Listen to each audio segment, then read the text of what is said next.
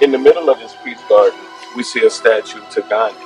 And on Gandhi's, it says, "My life is my message." This is not from his Nobel Peace Prize acceptance speech because he was rejected 5 times for it. He also participated in every major war of his lifetime. He was divisive, racist, and classist, oppressive even toward his own people. And to erect a statue like that, to erect the tons of statues that we see all over, to continue to propagate him as a man of peace, is a slap in the face. The statue says his life is his message, and that is the sad part, because his life is something that has not been told correctly. What we've been told, his statue would fit perfectly next to Mandela and to Churchill's, because the political Gandhi very much so fits that picture. But the real Gandhi was a hateful Gandhi. In South Africa, he was actually very much so instrumental in that apartheid system that was set up in the early 1900s, to the point to where he's thought of as being the father of apartheid. He was very much so unsympathetic to the cause of the native South Africans, which is why he was denied the Nobel Peace Prize 5 times. And he hated the South Africans, the natives. He thought that the Kafirs were uncivilized. He compared them to animals. He always fought for whites to be superior and for blacks to be inferior. In this country, the same system, the same Brahminist system that oppresses the Indians oppresses us here. I'm from Louisiana, and in Louisiana, David Duke was a member of the KKK. Not just a member, but a grand dragon. This white supremacist was an elected politician, so I've experienced white supremacy. I've never experienced Hindu supremacy firsthand. I've experienced what it's like to be treated like a nigger, which has caused me to devote my life to civil rights. But I've never been treated like a Dalit before. I've never been treated like an untouchable. Not until yesterday. Yesterday, Narendra Modi made his rock star appearance, September 27th, stepping in, making history. The first time we've hosted a world leader from India since the 40s. My voice is still hoarse from protesting yesterday in San Jose, where rockstar Modi made his appearance. 18,000 people filled up the SAP Center in San Jose. There was even thousands more in the park waiting for him to show up, including about 3,000 protesters is what the police estimated.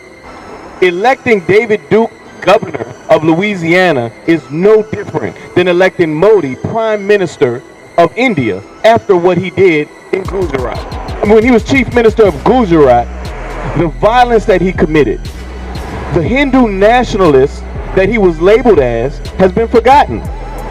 The violence that he committed has been forgotten. It's all been mulled over.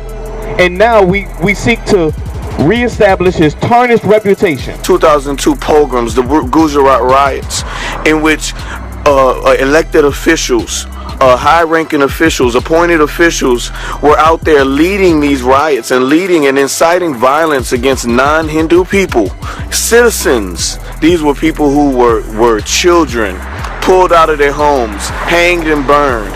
Women were raped, and the police stood by and did nothing for the most part. There are reports of them joining in on the carnage, but there's no reports of them helping. And they always told the people, "We have no orders to help you." Bringing Modi to a position of prime minister is no different than bringing David Duke to the position of governor. And if you're going to start bringing in Hindu nationalists to bring in their Hindu ideologies to this country, what else are you inviting? The word Holocaust means burnt offering. And if Indian nationalism is making a burnt offering, what are they giving an offering to? What they're doing is they're offering up these people groups, just as during the Third Reich, the Jews were offered up as a burnt offering, in favor of progression to a new system. And this new system is the Indian state being in totalitarian control of the people, down to their religious choices and even their ethnicity.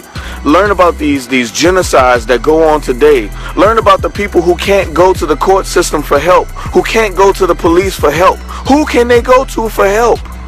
We're going to have one common enemy, and that is the enemy that has served to kill thousands of Muslims, that has killed the pharmacy, served to bomb Sikh temples, that has hanged and burned Christians in the street, that has kicked Nigerians out as they came in for educational visas.